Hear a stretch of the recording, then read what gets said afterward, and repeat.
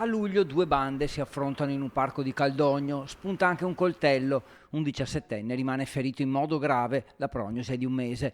Dopo qualche settimana di indagini, la polizia locale dell'Unione dei Comuni ha identificato tutti e sono tutti minorenni, alcuni risiedono a Caldogno, altri in comuni limitrofi, due sono stati denunciati. Purtroppo oggi siamo a commentare un fatto increscioso avvenuto nel nostro territorio, nel comune di Caldogno, purtroppo all'interno di un parco, di un'area attrezzata verde.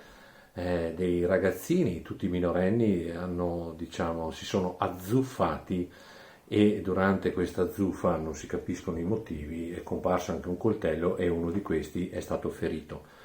Di ragazzini, come dicevo, tutti minorenni, in parte di Caldogno, in parte di comuni, di altri comuni. I due denunciati sono un sedicenne che avrebbe colpito due volte con il coltello la vittima, è accusato di lesioni volontarie e possesso ingiustificato di arma da taglio che nel frattempo è stata sequestrata. Denuncia per lesioni anche per un 17enne che avrebbe colpito la vittima con un pugno prima dell'accoltellamento. Le indagini però sono ancora in corso e potrebbero coinvolgere altri giovani.